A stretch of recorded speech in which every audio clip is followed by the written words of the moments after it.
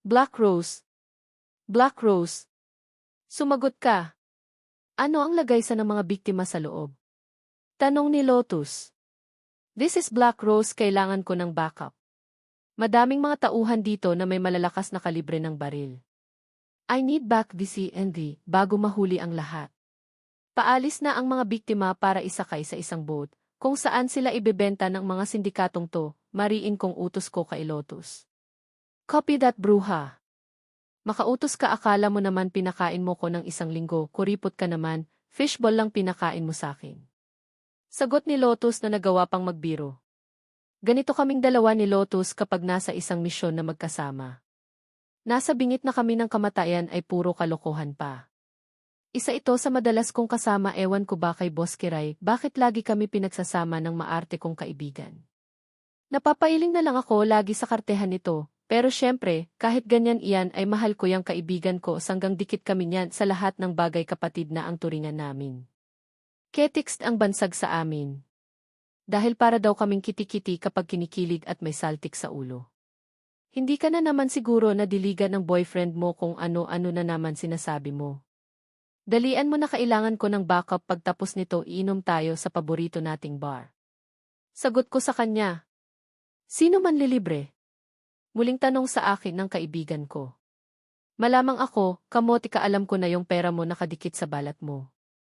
Halos ayaw mong bawasan. Inis kong wika sa kanya. Alright. Copy that, Black Rose, your backup is all the way. Humahagigik na wika ni Lotus. Pag ganitong nasa misyon ako, tumataas ang dugo ko dahil sa kakaibang excitement na nararamdaman ko, ewan ko ba. Ang tunog ng baril ay musika na sa pandinig ko na nagbibigay kasiglahan sa pagkatao ko. Wala na ang dating ako na iyakin at duwag na kapag inaway ay magmukmok at iiyak sa isang tabi. Binago ko ang sarili ko dahil sa isang misyon na matagal ko nang hindi pa din nasusolve. Ang makita ang kakambal ko na matagal na naming hinahanap. 1-year-old kami nang kuhanin siya sa amin ng katulong namin. Kung saan-saan siya pinahanap ni Daddy, pero ang siste bigo silang makita ito. Mabilis lang namin mahahanap ang kakambal ko dahil tulad ko gamit niya din ang isang mukha na kaparehas sa akin. Identical twins kami ng pinanganak ni Mommy. Pumasok ako sa Kili Hilarious Flower Organization hindi para baguhin ang sarili ko, kundi para makita ang matagal na naming hinahanap ang kapatid ko. Malaki ang pinagbago ko nang makilala ko si Boss Kiray, inalok niya ako na maging agent sa isang organisasyon na hawak niya. Mabait ang aming boss, kaya lang minsan may saltik sa ulo na akala mo nagme-menopause na. Napakahilig sa babae, pero ang babae walang hilig sa kanya. Member ang boss namin ang The Gift Group. Hindi ko alam kung bakit siya naging ganoon. Sa kabila ng pagiging lesbian niya, natatago ang isang maganda at maamong mukha sa katauhan niya. Ang The Hilarious Flower Organization ang naglalayo na bigyan ng hustisya ang mga inosente na hindi makapit ang katarungan dahil sa mga tiwali sa gobyerno. Pumapatay ang aming organization ng mga taong hindi na kayang sugpuin ng gobyerno. Mga tiwaling opisyal na masyadong gahaman sa pwesto at mga mapagsamantala. Isang tagong ahensya ang aming organization kung saan hawak ito ng isa sa mataas na katungkulan at marangal na pinuno sa gobyerno. Isang boses ang nagpabalik sa akin sa kasalukuyan, nasa misyon pala ako, akala ko nasa bahay ako at nagmuni-muni. Natawa na naman ako, madalas kasi ganito ko sa misyon, lutang. Black Rose. This is Carnation, what is your exact location? Wika ni Carnation. Nasa Kisame ako, hindi ako makababa dahil ang daming bantay sa baba, nagkakalat ang mga armadong lalaki na may dala na malalaking armas. Sagot ko kay Carnation. Ilang minuto lang ang lumipas at narinig ko na ang palitan. Nang putok ng baril, sumugod na ang mga katim ko para i-rescue ang mga biktima ng human trafficking. Dahan-dahan akong bumaba sa pinagtataguan ko nang makita ko na wala ng bantay sa pwesto ko. Mabilis ang naging kilos ko habang hawak ko Gian's baril sa magkabila kong kamay. Nakita ko si Lotus na abala sa pagpaputok ng baril. Kita ko ang ngisi niya sa akin kasabay ng isang kindat na nakakaloko. Paglipat ko sa kabilang pwesto, mabilis kong kinalabit ang baril ko dahil may kalaban na tinutukan ako ng baril. Bago niya pa nakalabit ang gatilyo ng baril ay naunahan ko na siya sa pulsya sa pagitan ng kanyang mata. Pahina na ng pahina ang mga putukan ng baril. Nakita ko si Carnation na nakikipagmano-mano sa dalawang lalaki. Mabilis niyang pinaikot ang katawan niya sa ere at binigyan niya isang malakas na flying kick ang isang lalaking kalaban. Aray! Bagsak ang kawawang lalaki na putok ang nguso. Kasabay nun ay pinagsusuntok niya ang kalaban. Nang mapagod na siya at alam niyang wala ng laban ang kalaban niya, mabilis niyang kinuha ang baril niya at pinaputukan ang dalawa. Wala nang buhay bago niya tinigilan ang mga kalaban niya. Pag-akyat ko sa kabilang bahagi ng bahay, nakita ko ang mga kababaihan na dumanas ng kalupitan sa mga armadong lalaki bago dalhin sa ibang bansa. Baka sa mga ito ang matinding paghihirap na pinagdaanan, puro pasa at may bakas ng dugo ang kanilang mga labi. Biglang sumulpot ang dalawang lalaki nang hindi ko namamalayan mula sa likuran ko. Mabuti na lamang at mabilis ang reflexes ng katawan ko, kaya mabilis ko silang napaputukan. Malakas na tilian ang narinig ko mula sa mga kababaihan na takot dahil sa pagkagulat. Nakita ko na palapit na ang mga kasamahan ko sa amin. Black Rose, akala ko hindi ka nalalabas sa kisam, sayang hindi mo nakita kung paano ko pinaputukan ang mga kalaban ko, na in love ka sana sakin. Mayabang na wika ni Satan St. Agent Santan. Dapat nakita niya para napahiya ka kung paano ka pinagpasapasahan ng kalaban mo. Nakakahiya ka kung hindi pa dahil kay Agent Carnation, hindi mo pa mapapataob defense kalaban mo. Saad ni Lotus na pinakaprangka sa grupo. Let's go na guys, tumawag na si Boss Kiray at binati tayo sa tagumpay na mission, magpapainom daw siya sa isa sa mga bar niya. Wika naman ni Carnation. Napapailing na lang ako sa mga kasamahan kong agent na kaibigan ko na din ngayon. Tiningnan ko ang mga babaeng biktima. Minsan naiisip ko na baka makita ko ang kambal ko sa mga mission ko. Hindi pa din ako napapagod na umasam na balang crow makikita ko din siya at maibalik sa pamilya kung saan siya nararapat. Marie. Bulong ko sa isipan ko. Katok sa pintuan ang nagpabalikwas sa aking magandang managinip. Halos mahalikan ko ang sahig dahil sa pagkagulat dahil sa katok ni Mommy sa pintuan. Sa sobrang lakas rinig sa buong subdivision namin. Sayang. Hahalikan na ako ng Prince Charming ko eh. Naudlot tuloy yung magandang panaginip ko na naging isang bangungot. Yan. Tanghali na malalat ka na sa klase mo. Kanina pa nasa baba si Dreke at hinihintay ka. Wika ni Mom. 5 minutes. Give me 5 minutes, Mom. Inaantok pa po ako, pakisabi kay Drake, mauna na po siya. Hindi na po ako papasok sa first subject ko. Sagot ko kay Mom. Hindi. Kunin mo ang susi para makurot ko sa singit ang babaeng to. Aga-aga hini-high blood mo kung bata ka. Rinig kong sabi ni Mom sa may pintuan. Sige na Mom, maliligo na ako. Ayoko po makurot, wag po kayo magalit, sayang ang pabutoks nyo.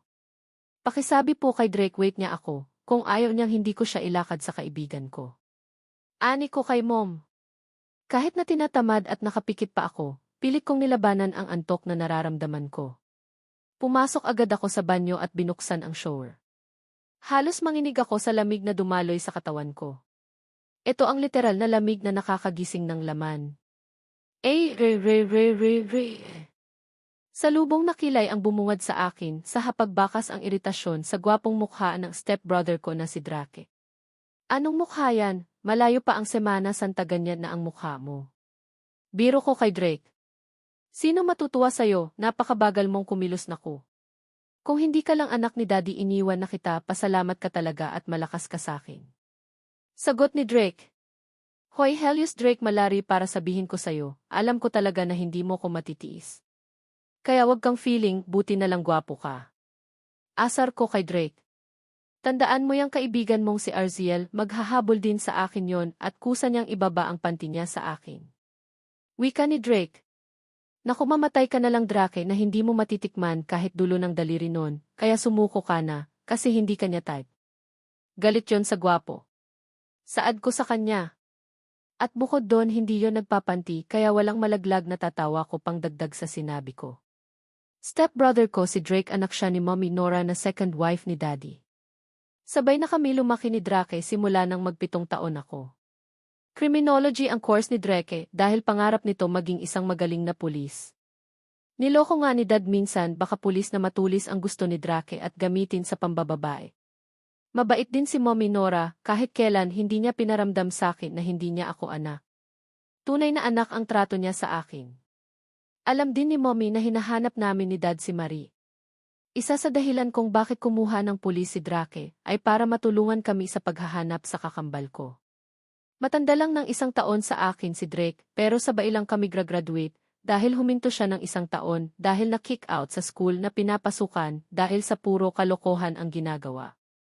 Paalis na kami ni Drake, tulad ko late na siya sa klase niya kaya hindi na kami nag-abala pa na magmadali. Sakto lang ang alis namin para sa sunod na subject na papasukan namin. Graduating student na kami parehas. Ang kursong kinuha ko ay business management para makatulong kay Daddy. Nang makarating kami sa eskwelahan namin dito sa Sto. Thomas ay naghiwalay na din kami ni Drake. Dahil magkaiba ang building namin na pinapasukan. Napansin ko ang mga estudyante na may pinagkakaguluhan sa baba ng building namin. Pinagtitinginan nila ang isang lalaki na akala mo naman kagwapuhan, wala naman dating ahayis. Marianne, wait. Hintayin mo ko. Tawag sa akin ni Arziel. Bakit wala ka sa first subject natin, hinahanap kaya kita kanina? Tanong ni Arziel. Nakasalubong ko na naman yung hari ng demonyo. Tuwing nakikita ko siya nagiinit yung ulo ko. Bagay sa kanya yung pangalan niyang Helios kasi dala niya ay apoy na nakakabwesit. Dagdag pa ni Arziel. Baka kakaganyan mo kay Drake, magkatuluyan kayo. Sa kaayaw noon bukod sa apoy na nagiinit, hatid din noon ay bagyo na matatangay ka sa lakas ng hangin. Pangaasar ko kay Arziel na lalong hindi maipinta ang mukha. Mukhang napikon ata sa malakas na tawa ko si Arziel at iniwanan ako sa halway. Ang sarap niya kasing asarin, lalo na pagdating kay Helios Drake, malari lagi ko nakukuha yung gigil niya. Kahit na ganoon siya mapikon ay hindi naman niya ako matiis. Ewan ko ba bakit galit na galit yon kay Drake. Gwapo naman si Drake. Mabango naman, malakas lang talaga ang hatid na hanging habagat sa katawan. Pagkarating ko sa klase nakita ko pa din ang pagkabusangot ng mukha ni Arziel. Talaga atang napikon sa hatid na bagyo ni Drake. Tapos dinagdagan ko pa ng malakas na pag-ulan kaya ayon super typhoon ang kinalabasan. Sorry na, ikaw naman kasi ang bilis mo mapikon sa kanya. Mabait naman yon, type ka lang niya talaga asarin. Wika ko sa kanya pagkaupo ko sa tabi niya. Ewan ko ba sa mokong na yon, parang hindi kumpleto ang araw niya na hindi niya ako mabwebwesit tapos dinadagdagan mo pa. Akala ko baka kampi tayo dahil gets tayo, pero bakit pakiramdam ko tuwang-tuwa ka tuwing inaasara ako ng hinayupak na Helios Devil na yon? Ani ni Arziel. Sige na di na kita aasarin, pero wala ba kaunting kilig dyan na nararamdaman kay Drake? Wika ko muli kay Arziel. Wala nga saka may iba na akong gusto, hanggang ngayon umaasa pa din ako na mapansin niya, sagot ni Arziel. Nako Arziel, tigilan mo yung nararamdaman at pag-asa mo. Mali ang nararamdaman mo kapatid mo yon, kahit saang daanin mali ang nararamdaman mo para sa kanya. Masasaktan ka lang sa huli. O baka pag pinagtuloy mo yan lalamugin lang yung puto bongbong mo at maging puto bugbog sa huli. Pangaral ko kay Arziel. Alam ko na parehas kami ng nararamdaman, nakikita ko minsan ang mga tingin niya sa akin. Alam ko na mali pero bakit ganoon ang nakakaramdam ko sa kapatid ko? Sad ni Arziel. Niyakap ko na lang siya dahil kahit ako mismo, hindi ko alam kung ano ba ang feeling na ma-in love. Hindi pa naman kinikilig ang puto bongbong ko sa lalaki. Kring! Kring! Kring! Tunog ng bell na hudyat na magumpisa na ang klase namin sa pangalawang subject namin ni Arziel. Napabitaw ako ng yakap sa kanya at sinabi na malalampasan niya din ang problema niya. May mga bago kaming kaklase na kasama ng aming instruktor na pinakilala sa amin. Sila Cristina Mendoza, Angela Cortez, Nessa Alvarez at si Joy Lunes. Mga bago naming kaklase na tingin namin ni Arziel ay may malalakas na kaltok at saltik sa ulo. Itsura pa lang nila mukha silang mga maldita na maarte. Nagulat na lang kami ni Arziel na sa amin sila lumapit at nakigrupo. Nahiya pa kami noong una pero hindi nagtagal ay nakapalagayan na namin ang loob ng isa't isa. Matapos ang klase namin sabay-sabay kami nagpunta sa kantin para kumain at makapagkwentuhan. Marianne and Arziel, sana maging magkaibigan tayo kahit sa 1 taon na lang tayo magsasama-sama. Wika ni Angela na may maamong mukha. Mababait maman kami si Cristina lang ang duda ako kasi minsan may sumpong yan, sala sa init sala sa lamig. Natatawang wika ni Joy. Hoy! Babaeng malaki ang dibdib, hindi ako ganun. Sadyang kapag hindi ko feel ang kausap ko, tahimik na lang ako kaysa makapagsalita ako nang hindi maganda, makasakit pa ako, wala pa naman preno ang bibig ko. Sagot naman ni Christina. That's Eli, I like you, Tina. Sagot naman ni Nessa. Maganda sana kung meron tayong tawagan at pangalan ng grupo para maganda, ano sa tingin nyo? Tanong ni Azriel. Since may kanya-kanya tayong saltik sa ulo at mga baliw din, mukhang magkakasundo nga tayo. Bakit hindi na lang Supatid ang tawagan natin? Ano sa tingin nyo? Tanong ko sa kanila. Gusto ko yung naisip mo't Supatid. Sagot ni Angela. CJ. Sabay-sabay naming pagsang-ayon. Isip naman tayo ng pangalan ng grupo. Ano kaya maganda, wika ni Nessa na nag-iisip. Biglang dumaan si Drake sa harapan namin nang hindi namin napapansin. Kilig naman si Joy at Christina dahil sa mga kasama ni Drake na naggwagwapuhan. Ani mo kiti-kiti dahil sa pagkakilig dahil nakakita ng gwapo. Alam ko na kung ano ang pangalan ng grupo natin. Saad ko sa kanila. Since parang kiti-kiti kanina si Joy at Christina. Kitty, kili-kili. Bulong ni Nessa, narinig namin. Yuck! Nessa, wag ka na ngang mag-suggest ang bantot. Wika ni Christina na sinamaan ng tingin ni Nessa. Saltik at siraulo, panandang pandagdag kiti-kiti kong kiligin. Ani ni Joy. Bingo't komento naman ni Angela. Mukhang may magandang naisip. What? Maarting wika ni Arziel. Approve ba sa inyo yung kiketics? Tanong ko sa kanila. Nakita ko nagmangangiti nila sa mukha at sabay-sabay na nagsabi. Approved. Masaya ang naging takbo ng pag-uusap namin sa unang araw na pagkakakilala namin. Ang lalakas din pala nila Mang Asar at literal na may mga sayad sa utak, pero in a nice way naman. Nagkayayaan agad kami magbar ng mga ketiks. Pa-welcome namin sa aming pagkakaibigan dahil ito ang simula ng aming maayos at mabuting pag-uusap. Sa bote ng alak daw namin daanin ang pag-uusap. Mga loka-loka talaga, lalo na si Christina, grabe ang harot at ang bibig, ayaw promeno, kahit mga dumadaan na estudyante pinagtritripan. Tawa kami ng tawa habang si Angela, hindi na maipinta ang mukha dahil sa ginawang kahihiyanitin. Maging si Joy ay game din, wala din tulak kabigin kung anong kinaganda niya, siyang gaspang ng kilos niya. Naloloka ako sa mga bago naming kaibigan ni Arziel, o nasana ilang kami na tahimik kami kaya naninibago kami.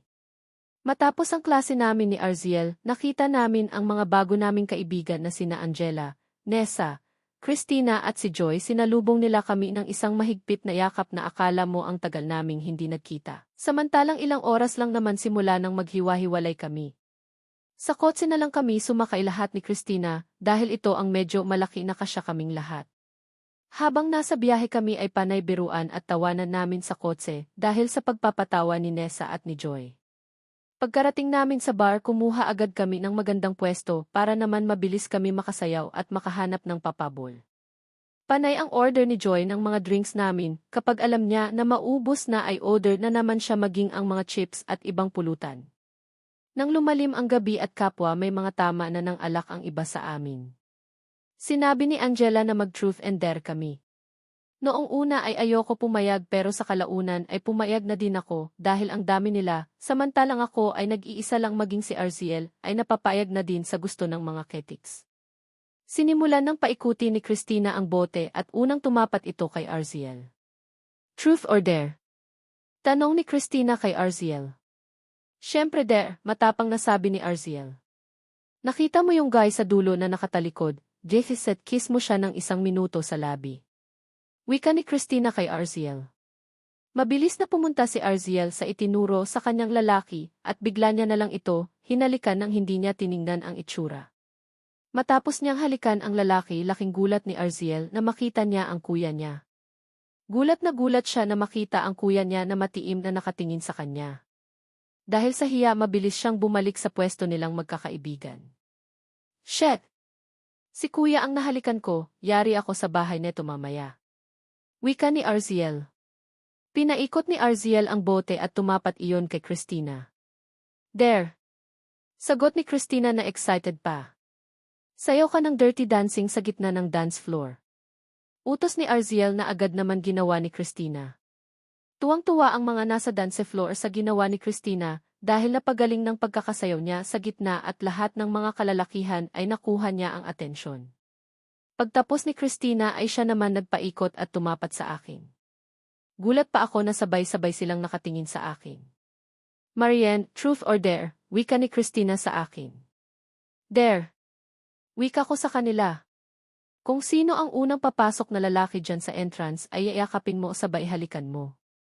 Utos ni Christina sa akin. Inabangan namin kung sino ang unang papasok na lalaki sa entrance. Nakita namin ang isang lalaki na sa tingin namin ay suplado. Nilapitan ko ito at niyakap, nagulat pa siya sa ginawa ko kaya bago bumalik sa wisyo ang lalaki mabilis ko agad siyang hinalikan at sabay balik sa pwesto namin. Nakita ko pa ang pagkunot ng noo ng lalaking hinalikan ko. Dahil mga lasing na sila Nessa at Angela ay napagpasyahan na namin umuwi. Nagulat na lang kami ng hatakin ng kuya ni Azriel si Arziel. Kaya wala na siyang nagawa kundi ang sumama sa kuya niya. Ako naman ay hinatid nila Christina sa bahay. Pagkatapos ay umuwi na din sila sa kanilang bahay pagkahatid sa mga kaibigan namin. Masakit ang ulo ko kinabukasan dahil sa pag-inom namin ng mga ketiks. Ganoon pa man nag-enjoy ako sa kanila ang babait at masayahin silang kasama. Masarap din silang kausap at puro kalokohan kaya dalang-dala ako sa kanila. Inaalala ko si Arziel panigurado lagot yon sa kuya niya dahil sa dare kagabi. Ang babaeng yon sa dami ng taong mamahalin, kuya pa talaga niya alam niya naman na bawal mahalin ang kadugo, pero heto matinding pagmamahal daw ang nararamdaman niya para dito. Naisip ko din ang kalokohan ko kagabi gini gosh. Yung first kiss ko napunta lang sa isang suplado. Pero in fairness ang gwapo niya at ang bango parang amoy imported. Kailan kaya kami uli magkikita ng ekstranghero na yon? Umepekto ata sa akin ang halik at yakap na ginawa ko sa kanya. Tandang-tanda ko ang mukha niya pati ang mata at kilay niya na nakasalubong habang titig na titig sa akin. Kumilos na ako at naligo para maginhawaan ang pakiramdam ko. Dahil kagabi, dahil sa sobrang lasing ko, hindi ko na nagawa pang maligo dahil sa antok. Pagkatapos kong maligo ay gumayak na ako papasok sa eskwelahan. Nakita ko si Arziel sa first subject namin na ang lalim ng iniisip, hindi niya nga napansin na nasa tabi niya na ako. Mukhang napagalitan ata ito ng malala dahil sa ginawa niya. Supatid, anong nangyari bakit tulala ka dyan? Tanong ko kay Azriel. Nagulat pa sa paghampas ko sa kanya. Sorry, yan andyan ka na pala, pinagalitan kasi ako ni kuya kagabi. Bakit ko daw siya hinalikan, bukod pa doon kahit hindi daw siya yon hindi ko daw dapat gawin yon kasi hindi daw gawain ng isang disenteng babae ang manghahalik basta-basta. Sagot ni Arziel. Kuya mo talaga kahit kailan ang kulang ata yon sa babae kaya ganun, baka walang humihimas. Natatawang ani ko kay Arziel. Sabi pa niya tigilan ko na daw kung ano ang nararamdaman ko para sa kanya, paano ko ba gagawin yon hinalikan niya ako kagabi, muntikan may mangyari sa amin pero bakit ganun? Kaninang umaga umiwas siya sa akin parang hindi ako nag-exist sa harap niya. Nararamdaman ko gabi sa halik at haplos niya alam ko na may gusto din siya sa akin pinipigilan niya lang. Umiiyak na wika ni Arziel. Alam ko na hindi titigil at magiging okay to si Arziel, kaya niyaya ko na lang siya na lumabas at hindi na pumasok sa first subject namin. Nakita namin sila Nessa at Angela pati si Christina. Hindi nila kasama si Joy kaya nagtataka kami. Kamusta, hindi nyo ata kasama si Joy? Wika ko sa kanila. Andoon may misyon. Sagot ni Christina mukhang matindi pa ang hangover. Misyon, bakit may misyon? Tanong ko sa kanila. Naku, may hangover pa yan si Tina kung ano-ano lumabas sa bibig wag mong intindihin yan, ganyan talaga yan pag nalalasing nawawala sa sarili kinabukasan. Wika naman ni Nessa na sinisiko pa si Christina. Nagtataka man ako sa kinikilos nila ay pinagsawalang bahala ko na lamang mas importante sa akin ang kalagayan ng kaibigan namin na si Arziel. Bakit pala wala kayo sa klase nyo? Wika ni Angela. Eto, o si Arziel may problemang malaki kaya hindi na kami pumasok sa first subject namin. Ang hirap pa naman patahanin yan akala mo ginulpi ng isang dosenang lalaki kung magpalahaw ng iyak wagas. Wika ko sa kanila. At lalong umiyak si Arziel sa sinabi ko. Minabuti na lang din ng mga kaibigan namin na hindi pumasok. Imbes na isang subject lang ang absent namin na uwi na sa buong araw na hindi na kami pumasok. Dinamayan na lang namin si Arziel sa problema niya. Nagpunta na lang kami sa bahay nila Angela. Doon kami tumambay sa kanila at naglagi. Hanggang sa makarating kami sa kanila ay iyak pa din ng iyak si Arziel. Magang-magana ang mata niya sa kakaiyak. Tama na nga yan supatid, wala ka naman dapat iyakan, ikaw ang may mali dyan kasi minahal mo yung kapatid mo. Kahit na alam mong bawal. Wika ni Nessa. Nga naman ang dami namang lalaki, bakit kasi sa kanya patumibok ang puto bongbong mo? Wika ko naman sa kanila. Puto bongbong? Ano yon?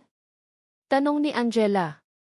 Puto bongbong means kumikibot na tinggal sa Tagalog, mani sa ibang term, prangkang sagot ni Nessa. Ewan ko sa'yo Angela sang planeta kagaling, ang simple lang di words na yan hindi mo naintindihan. Dagdag pa ni Christina kaya nagtawanan na lang kami. Hindi ba minsan kapag higit sa pag-ibig ang nararamdaman ng magkadugo ay baka? Wika ni Angela. Baka ano? Tanong ko sa kanya. Hindi kaya hindi kayo totoong magkadugo, kasi imposibleng mangyari na kakaiba yung nararamdaman mo sa kapatid mo Azriel, hindi naman normal na nararamdaman yan kung totoong kadugo mo ang isang tao. Wika muli ni Angela. Sa bagay may point ka dyan. Kasi ang kuya ko kahit super sweet at maalaga wala naman akong nararamdaman ng higit sa pagiging magkapatid namin. Wika naman ni Christina. Baka hindi kayo magkapatid ng kuya mo, baka ampon ka or baka siya ang ampon hindi kaya? Tanong ni Nessa sa amin, maging sa kanyang sarili.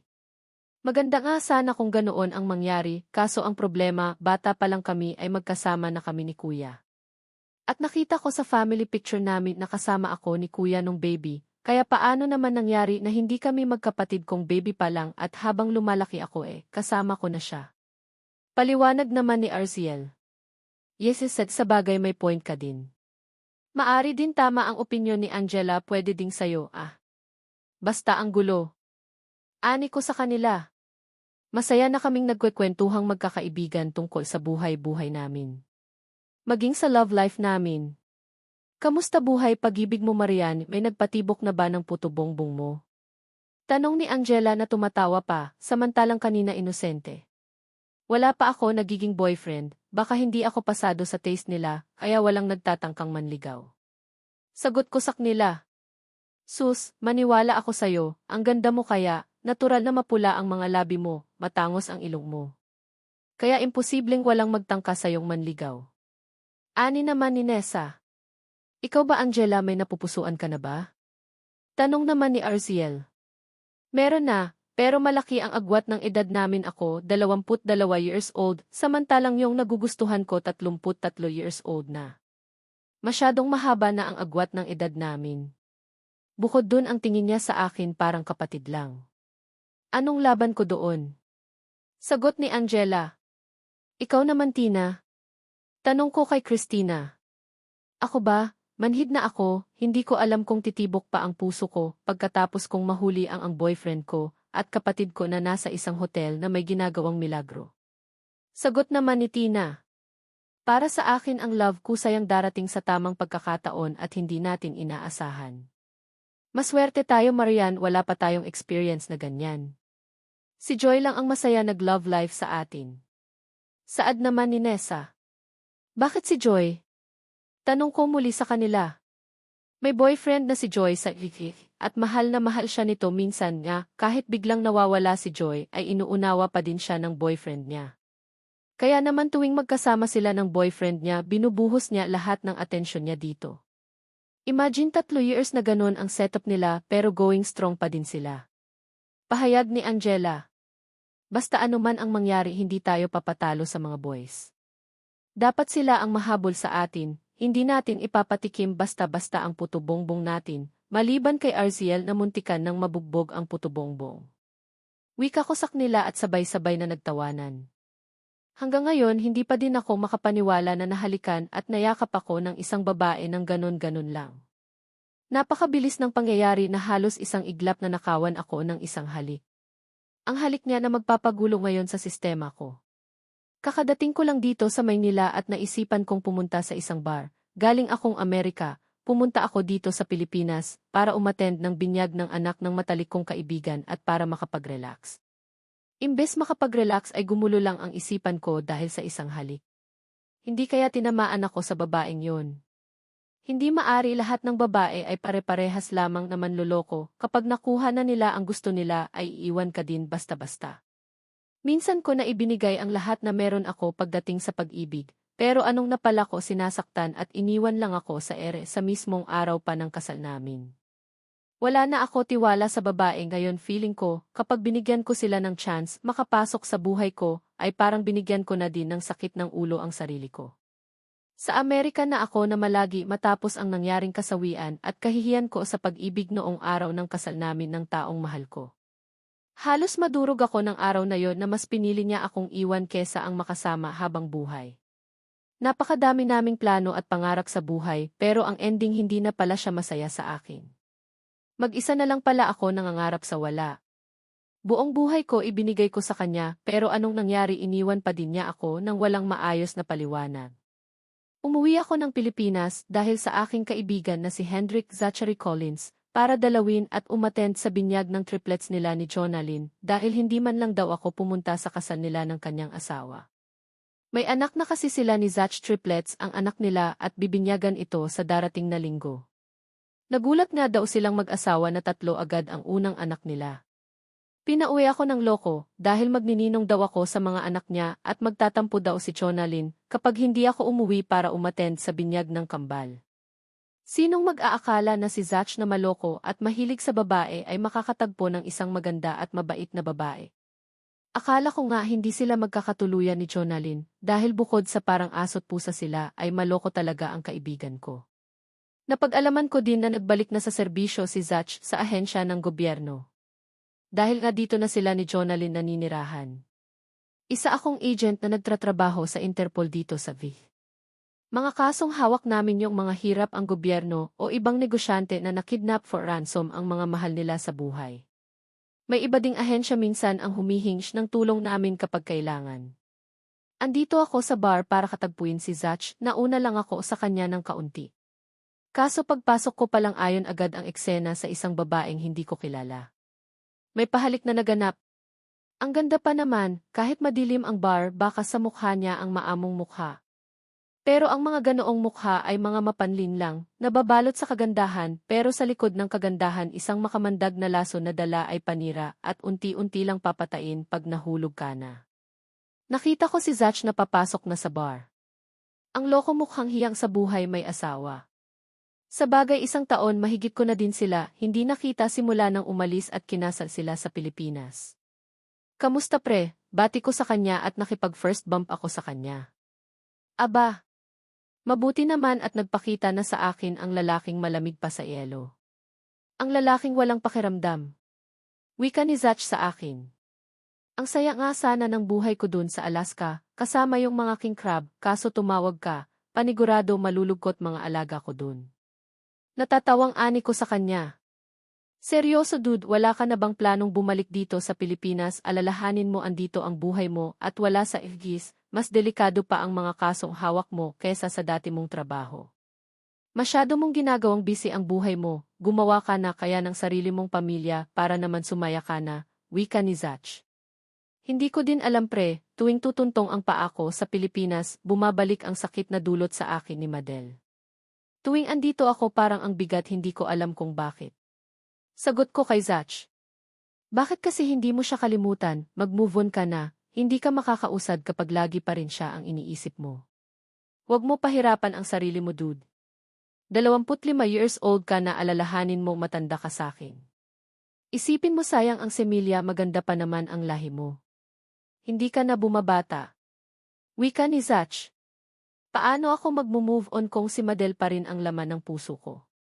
Sabi ko nga sa sarili ko, bumalik lang siya handa akong tanggapin muli siya at mag-umpisa kami uli. Hindi ko mga magawang maghanap ng iba dahil naiisip ko yung ginawa niya sa akin takot na ako magtiwala. Ani ko kay Zach. Decide to find another woman, much better kung subukan mong muli ang magmahal. Baka sa pagkakataong ito sumaya ka na, tandaan mo hindi lahat ng babae ay pare-parehas. Wika muli ni Zach. Lumalim na ang gabi at marami-rami na din kaming nainom ni Zach, kaya minabuti namin na umuwi na baka magalit pa si Jonalyn kapag umuwing lasing na Zach, kaya napagdesisyonan na naming umuwi. Huwag kang mawawala sa binyag ng triplets, Alejandro, kung ayaw mong pasabugin ko ang penthouse mo. Wika ni Zach bago umuwi. Napapailing na lang ako sa kanya, mabuti na lang at hindi niya sinama si Johan. Kung sinama niya yon, panigurado, mas malala pa ang aabutin kong pang-aasar sa kanila. Si Zach at Johan ang taong tumulong sa akin para makabawi at makabangon dahil sa sakit na dulot sa akin ni Madel. Sila ang naging karamay ko ng mga panahon na gusto kong wakasan ang buhay ko. Kung hindi dahil sa kanilang dalawa, malamang wala na ako. Mabuti na lamang at naging kaibigan ko sila, mas tumatag pa ang pagkakaibigan namin ng pagpunta na si Johan sa Amerika para mag-aral doon. Unti-unti akong nakabaon sa tulong nila. Kahit na ganoon, sumasagi pa din sa isip ko si Madel, ang mga masasayang sandali na magkasama kami. Malaki talaga ang naging epekto niya sa akin dahil siya ang kauna-unahang babaeng minahal ko. Kaya lahat ng pagmamahal na alam ko ay binuhos ko sa kanya na nauwi naman sa wala. Pagkarating ko sa penthouse ko, naglinis ako ng katawan ko at nahiga na sa kama. Naiisip ko ang babaeng pangahas na humalik sa akin kanina sa bar at yumakap pa. Sa muli namin pagkikita, hindi pwede na hindi ko siya gantihan, maniningil ako sa ginawa niyang paghalik at may interest pa. Araw ng Linggo papunta ako sa mall, kasama ang daddy ko dahil makikipagkita kami sa taong binayaran ni daddy para hanapin si Marie. Excited kaming dalawa ni daddy kung may bagong update na makakapagturo kung saan nagtatago ang kasambahay namin na kumuha sa kanya noong isang tao pa lang siya. Habang naghihintay kami ni daddy, dahil masyado pang maaga ay nandito na kami, napagpasyahan ko munang umikot-ikot dito sa mall dahil wala naman akong magawa at mainip lang ako sa paghihintay. Napansin ko na parang may nakatingin at nagmamatsyag sa bawat kilos ko. Ginala ko ang mata ko sa paligid pero wala naman akong napapansin na kakaiba, pero nararamdaman ko na may nakatingin talaga sa akin, kaya hindi ako mapakali. Nag-ikot-ikot pa ako dahil alam ko at malakas ng kutob ko na may sumusunod sa akin. Napansin ko ang dalawang lalaki na walang bayag na sumusunod sa akin at nakatingin. Hindi naman ako nakaramdam ng takot sa kanila, kaya minabuti kong pumasok sa isang restaurant at umupo. May gawin man sila sa akin, at least nasa loob ako ng restaurant at mabilis na makakahinge ng saklolo kung sakali. Tama ang kutob ko, ako nga ang sinusundan nilang dalawa. Habang nakaupo ako sa upuan sa likod na bahagi ng restaurant, pinagmasdan ko ang kasuutan ng dalawang lalaking walang bayag, in short, nagpapanggap na lalaki. Ang isang lalaki na nagpapanggap ay maangas ang mukha at may matapang na mata kung tumitig, lagi ding nakatikwas ang kilay, parang masungit ang datingan. Ang isa naman ay maganda, maputi sa kabila ng pagpapanggap niyang lalaki, nababakas pa din ang angking ganda niya na tinatago.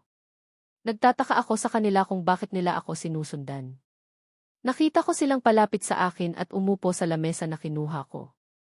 Nagtitigan kami ng babaeng may maamong mukha, mas gusto ko siyang titigan kesa dun sa babaeng maangas na akala mo naman mangangain ng buhay. Anong kailangan niyo sa akin? Bakit niyo ako sinusundan? Tanong ko sa kanila. Naghahanap kami na pwedeng maging member ng organisasyon namin. Nakita ko na nababagay ka maging miyembro ng aking grupo, Miss Marian Helena de la Riva. Sagot ng may maamong mukha.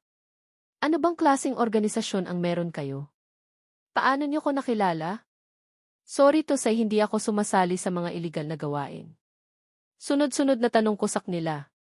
Ang organisasyon namin ay tumutulong sa mga kasong mahirap malutas at mga ulaang kakayahang mabibigay ng hustisya na nararapat para sa kanila. Tumutulong kami sugpuin ang iba't ibang krimen at mga human trafficking. Ang ahensya namin ay hawak ng ilang opisyal ng gobyerno, kaya makakaasa kang legal ang aming grupo. Sagot muli ng may maamong mukha. Hay naku! Bakit ba pinag-aaksayahan mo ng oras yan para i-recruit sa grupo natin? Mukha naman lelembot-lembot yan, tingnan mo nga ang katawan yan, isang suntok ko lang dyan, tatalsik na yan. Wika ng babaeng may maangas na mukha. Paano ka nakakasigurong hindi ako tatanggi sa alok mo? Tanong ko sa babaeng may maamong mukha. Simple lang, alam ko na hanggang ngayon hinahanap mo ang nawawala mong kakambal. Kung makakapasok ka sa grupo ko, matutulungan ka namin dahil may mga hawak kaming tao na maari kang matulungan. Sagot ng babaeng may maamong mukha. Tara na. Nagugutom na ako, kadupol hinihintay na tayo ng mga agent natin. Minsan lang man libre ang mga yon. Sa tindi sa pera ng mga yon, halos ayaw bawasan. Ang lalaki naman ang kinikita. Inis na ani ng may maangas na mukha. Naiinis na ako sa usantan kanina kapag kung gusto mo mauna ka na kuhang-kuha mo gigil ko. Wika ni Kupal kay Santanas. Ito ang calling card ko, kapag nagbago ang isip mo maari mo kong tawagan sa number na yan ako mismo ang sasagot sa'yo. Wika ng babaeng may maamong mukha bago umalis. Tiningnan ko ang calling card ng lalaking nagpapanggap na walang bayad. Kiray Marchete, Kiray pala ang name niya, bakit parang narinig ko kanina, Kupal ang tawag sa kanya nung isang lalaking Santanas ang pangalan. Itinago ko ang calling card na ibinigay niya pagkatapos namin mag-usap. Lumabas ako sa restaurant at pinagpatuloy ko ang paglalakad ko dahil meron pa akong 20 minutes para sa pagkikita namin ng kausap ni Daddy. Napansin ko ang mga kaibigan ko, sila Christina at Angela na kasama ang dalawang lalaking walang bayad na kumausap sa akin kanina. Anong meron doon sa dalawa at tila close sila sa isa't isa, may tinatago ba sila sa amin? Kung nagtatrabaho sila tulad ng kumausap sa akin ibig sabihin matagal na silang magkakakilala. Kaya siguro minsan ay nadula si Christina na nasa misyon si Joy, hindi kaya ito ang tinutukoy nung Kiray kapag sumapi ka sa kanilang grupo. Kailangan ko silang makausap tungkol dito. Baka mamaya ay illegal ang grupo na to mapahamak pa ang mga bago kong kaibigan. Pabalik na ako sa tagpuan nila Dad at ng kausap niya.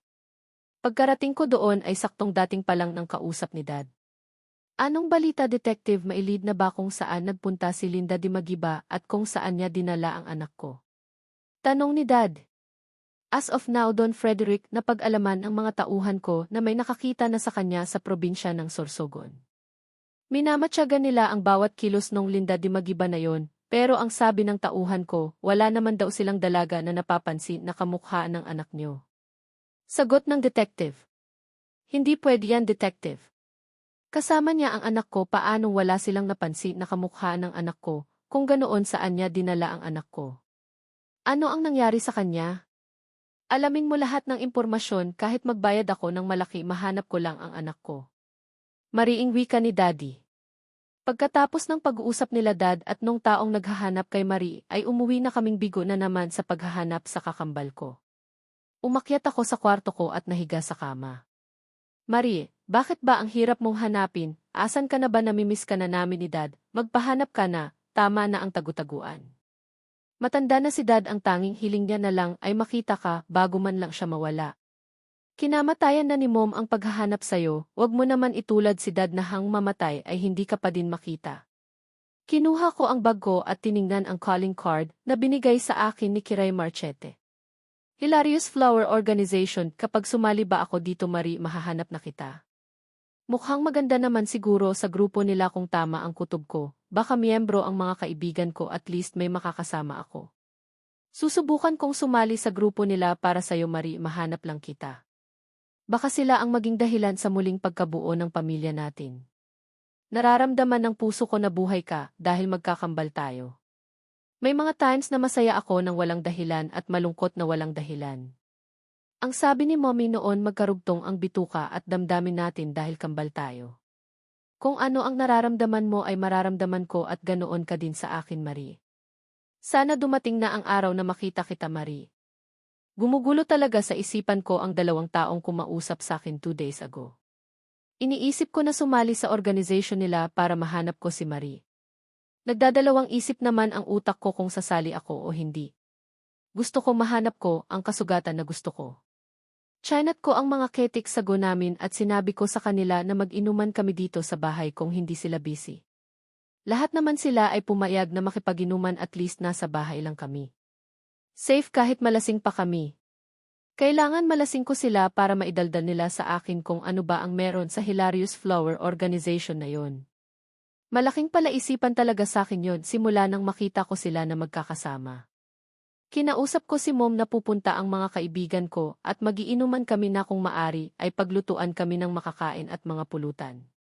Mabait talaga si Mommy Nora, nagpaluto agad siya sa mga kasambahay namin at hinanda ang mga pulutan namin magkakaibigan.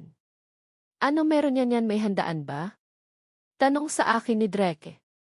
Wala naman, yaya ko lang ang mga kaibigan ko mag-inuman para makapagbunding kami. Sagot ko kay Dreke.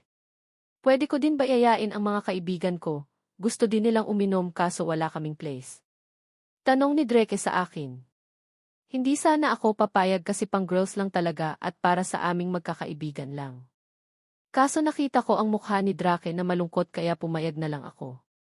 Chinat ko na lang ang mga kaibigan ko na kasama namin ang mga kaibigan ni Drake na iinom mamaya, pumayag naman sila at wala naman daw problema, mas marami mas masaya. Kinahapunan dumating na ang mga kaibigan ko pati na ang mga kaibigan ni Drake. Nagulat pa si Daddy nang dumating na madaming nakaparadang kotse sa labas ng bahay namin. Mabuti na lang at kakampi namin si Mommy kaya walang nagawa si Daddy. Basta ang bilin sa amin walang gulo na mangyayari at kapag hindi kayang umuwi ay dito na matulog sa bahay. Sabay-sabay na kaming naghapunan, puro tawanan ang namayani sa hapagkainan namin. Tawang-tawa naman si Mommy sa mga kaibigan ko dahil sa mga kalog ang mga ito. Ganoon din sa mga kaibigan ni Drake na game din sa biruan. Inaasar nga ni Daddy ang mga kaibigan ko sa mga kaibigan ni Drake. Mukhang hindi naman interesado ang mga kaibigan ko sa mga kaibigan ni Drake. Pagkatapos kumain ay nagpunta na kami sa pool area at doon na kami nagpababa ng kinain namin. Nagbilin lang si Mommy sa mga kasambahay namin na asikasuhin kami at wag iwanan hang hindi natatapos. Umakyat na kasi sila ni Daddy dahil maaga pa bukas si Daddy papasok sa opisina. Pinapasok ko ang mga kaibigan ko sa kwarto ko para makapagpalit ng damit. Sabi ko kasi kanina sa Min kung gusto nila mag-swimming magbaon sila ng panligo, kaya nagpalit na sila ng damit. Ang sesexy naman ng mga kaibigan ko. Wika ko sa kanila. Ikaw din naman Marian sexy ka, ang kinis mo pa halatang lumaki ka sa yaman kaya ang ganda-ganda ng balat mo. Wikan man ni Angela. Hindi naman, maalaga lang talaga si Mommy, kahit hindi ko siya tunay na ina, tunay na anak ang turing niya sa akin. Sa kalahat ng bagay na makakapagpasaya sa akin binibigay niya. Pantay ang tingin niya sa amin ni Drake. Sagot ko sa kanila. Bibihira yung ganyan, ako kasi yung nanay ko nung mamatay, nag-asawa ng bago yung tatay ko, kaso ang pinalit niya na asawa mapanakit. Walang araw na hindi kami binubugbog ng kapatid ko kaya nung nakahanap kami ng pagkakataon umalis kami at tumakas ni Kuya dahil hindi na namin kinaya ang pananakit sa amin. Wika ni Christina. Pwede ba ako magtanong sa inyo, bago tayo bumaba kasi mamaya wala na akong pagkakataon na makausap kayo tungkol dito. Tanong ko para makuha ang atensyon nila. Ano ba yan Marian kung kaya namin sagutin bakit hindi? Wika naman ni Nessa.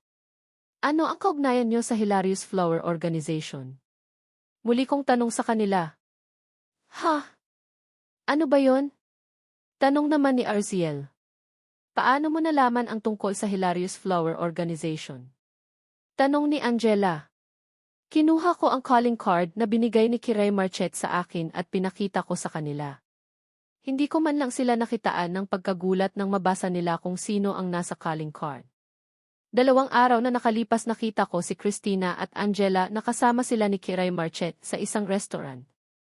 Tatawagin ko sana kayo, kaso biglang sumulpot yung dalawang kumausap sa akin na walang bayad. Kaya pinagmasdan ko na lang kayo sa malayo. Paliwanag ko sa kanila. Hilarious Flower Organization isang organisasyon na tumutulong sa mga kasong hindi malutas ng gobyerno. Isang sekreto at tagong organisasyon na ilang matatas na opisyal lang sa gobyerno ang nakakaalam. Tama ka Marian kung ano man ang naiisip mo ngayon sa amin. Pahayag ni Joy. Sabay-sabay nila pinakita ang tattoo nila sa tagiliran na may nakasulat na code kasama ang mga bulaklak. Kay Joy ay pink lotus na tattoo, kay Angela ay blue hyacinth ang tattoo, kay Nessa ay heather na tattoo at si Christina ay cosmos, at sa tatas ng tattoo nila ay may nakalagay na poisonous dangerous flower. Matagal na kaming miyembro ng organisasyon Marian. Kung minsan ay napapansin mo na kulang kami dahil may misyon na nakaasin sa amin. Kaya sa isang bahay din kami nakatira yon ay kagustuhan ni Boss Kiray para mabilis niya kami makontak. Wika naman ni Christina. Kung ano man ang dahilan ni Kadupol at kinuha kanya maging katulad namin hindi namin alam kung ano ang kanyang dahilan. Maniwala ka sa amin mabuting tao sila maaring may dahilan sila at makakatulong sayo kung bakit kanila kinukuha. Saad naman ni Nessa. Delikado ang trabaho namin, kaya bago ka magdesisyon isipin mo ng ilang ulit para hindi ka magsisisi sa huli. Hindi biro ang mga misyon na binibigay sa amin dahil maaring pag nagkamali ka buhay mo ang maging kapalit. Mabuting pag-isipan mong mabuti kung tatanggapin mo hindi. Wika naman ni Angela. Pag-iisipan ko ng mabuti, bago ako magdesisyon anuman ang maging desisyon ko alam ko na suportahan niyo ko. Dahil alam ko din hindi basta-bastang training ang mararanasan ko. Wika ko sa kanila. Kung ano man ang desisyon mo yan sasama ako sa'yo, gusto ko din maging matapang at may mapatunayan sa sarili, na hindi aasa kung kanino man para lamang ipagtanggol ang sarili, maari ba yon? Ani ni Arziel. Naman kami bahala sa'yo, para pumayag na makapasok ka din sa Hilarious Flower Organization para sama-sama ang mga Ketiks sa isang misyon. Siguro ang saya nun habang nakikipaghabulan tayo sa bala. Sabi naman ni Joy na mukhang excited sa lahat. Matapos ang pag-uusap namin ay nalinawan na din ako sa mga gumugulo sa isipan ko. Nagyakapan kaming magkakaibigan at pinangako nila na kung sakaling tumuloy kami ni Arziel ay tutulungan nila kami. Ngayon nabigyan na ng kasagutan ang mga tanong at pagdududa ko. Ngayon kailangan kong isipin kung ano ang maging desisyon ko dahil hindi biro ang mga kakaharapin ko. Excited ako na may konting takot at pagkabahala. Pero dapat lagi kong iisipin si Marie para lagi akong mailakas kaharapin lahat ng pagsubok. Matapos ang pag-uusap naming magkakaibigan tungkol sa Hilarious Flower Organization. Bumaba na kami para mag-inuman at makisalo sa mga kaibigan ni Drake. Sa totoo lang gwapo ang mga kaibigan ni Drake, may mga sinabi din sa buhay, pero kahit isa walang umagaw ng atensyon ko maliban sa lalaking ekstranghero na nahalikan ko. Sobrang laki ng epekto ng lalaking yon sa sistema ko minsan, kahit sa panaginip ko dala ko ang mga mata niyang makatitig ay parang tumatago sa pagkatao ko.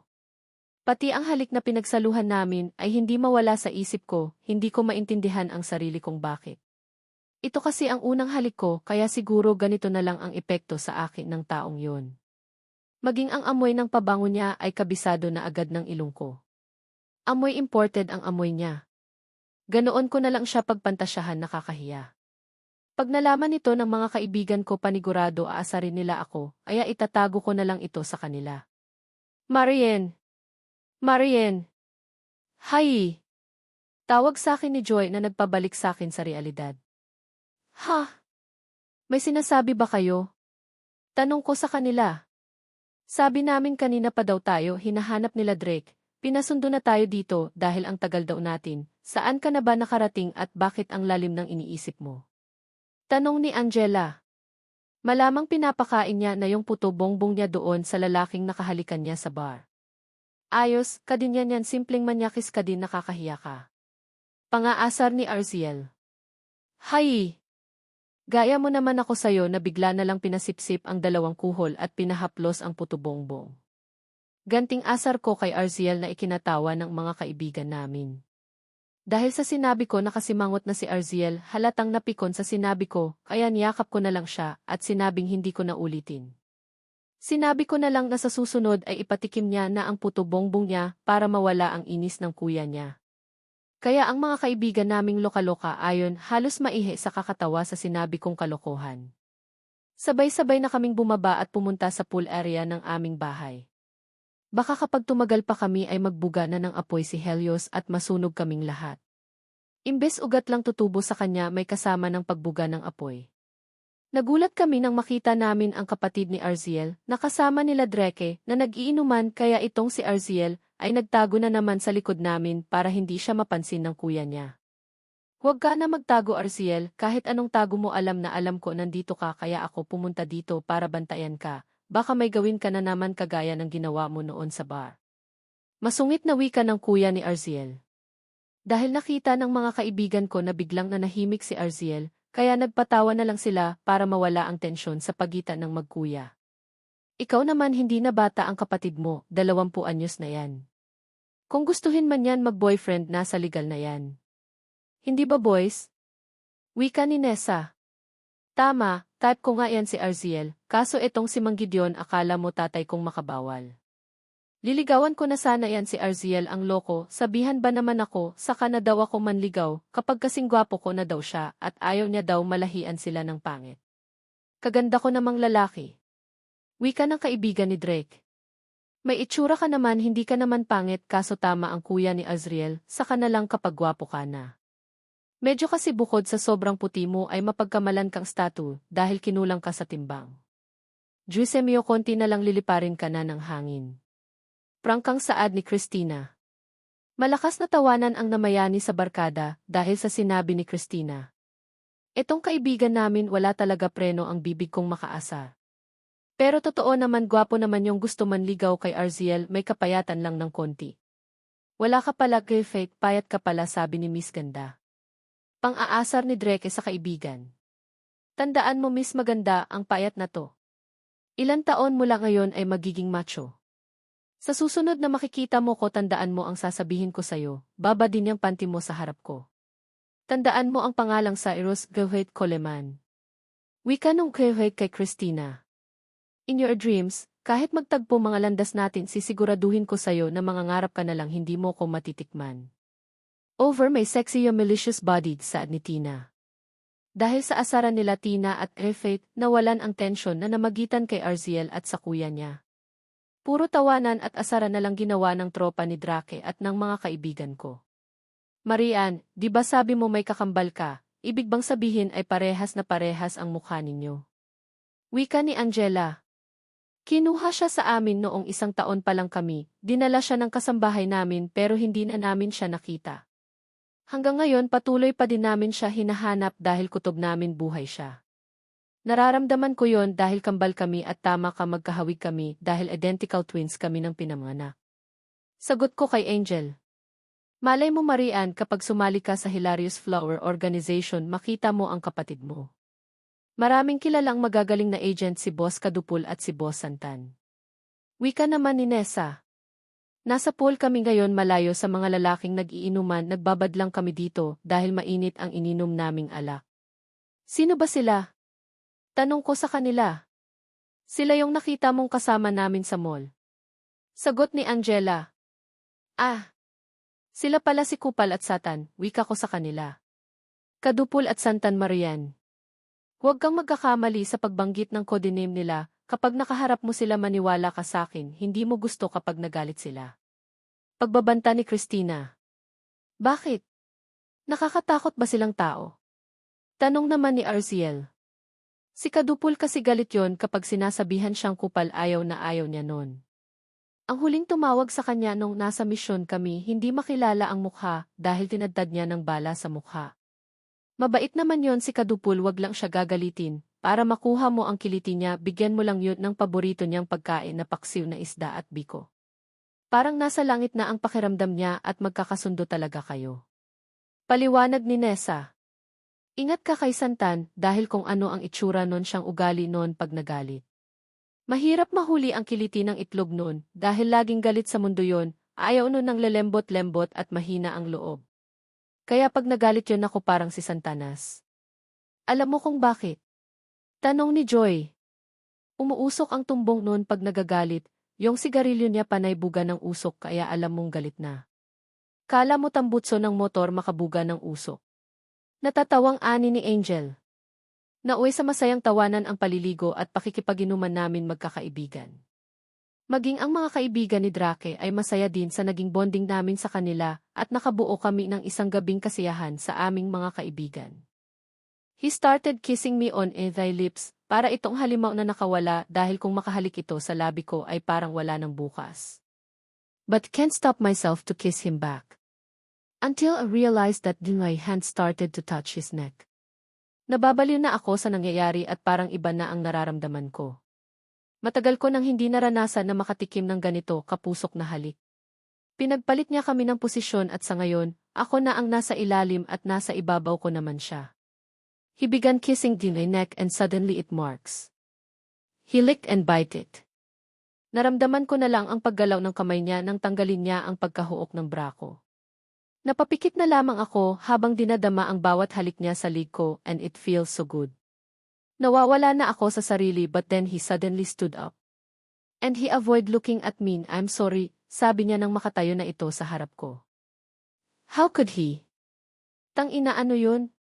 Tanong ko sa kanya. Pero imbis na sagutin ako, umupo siya sa may upuan malapit sa kama. I'm sorry Marian, hindi ko sinasadya. Nadala lang ako sa init ng katawan, sorry for kissing you, sabi niya at nag-iwas ng tingin.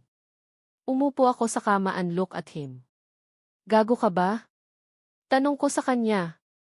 Umalis ako sa may kama at lumapit sa kanya. He looked at me confused. Hinimas ko ang mukha niya and then tumaas bigla ang balahibo nito. And I look at to his manhood and I may it's still alive, bakit mo ako binitin? Tanong ko sa kanya.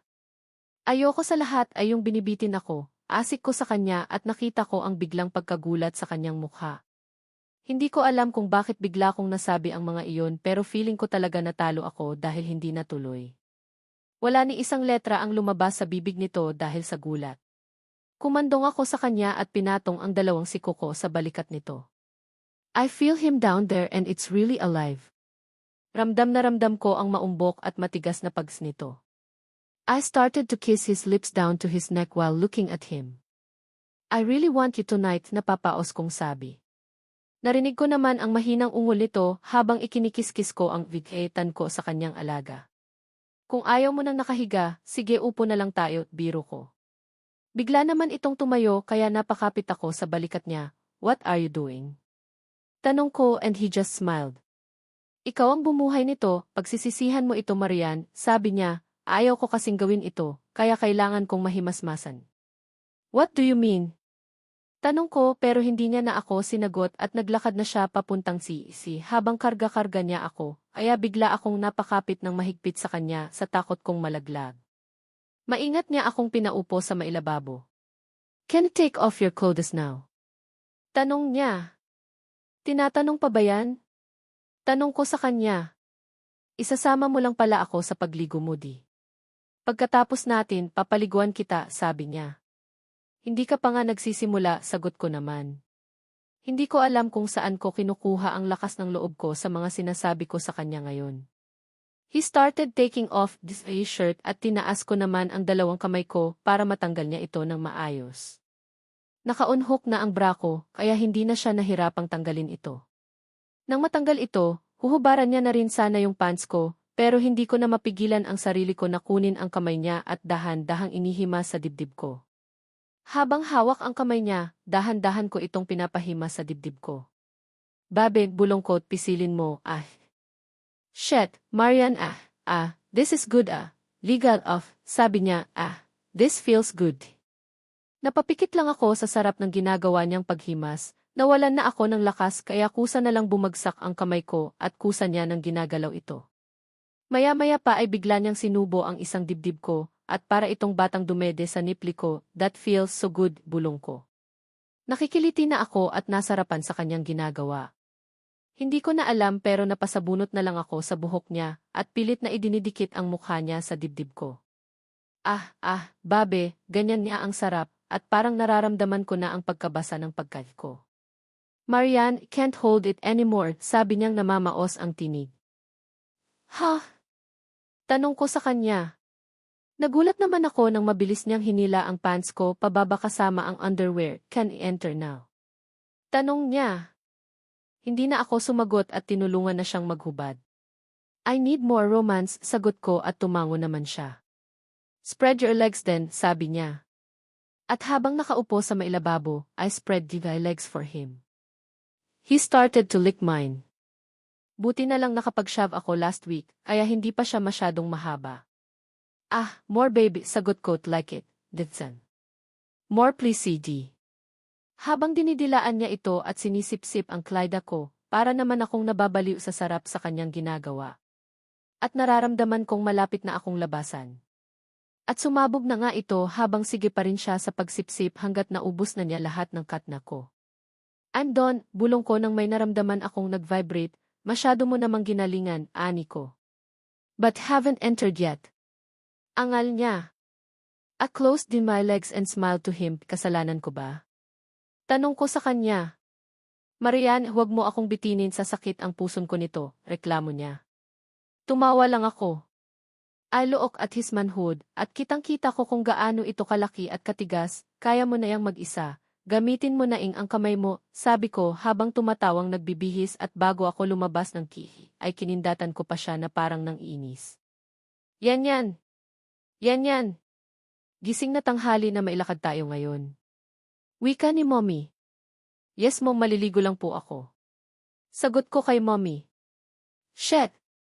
Ilang gabi ko na napapanaginip ang lalaking yon. Hinawakan ko ang perlas ng silangan ko. Lang yan nag-wet dreams na naman ako sa kanya. Sa panaginip ko binitin ko siya at sinakitan siya ng puson. Bakit parang ako yata ang sasakitan ng puson sa kanya? Hindi pwede to pag nagpatuloy to lalo akong maloloka kakaisip sa taong yon. Minabuti ko na lang maglinis ng katawan at magbabad sa banyo para maibsan ang init na nararamdaman ko gawa ng panaginip ko.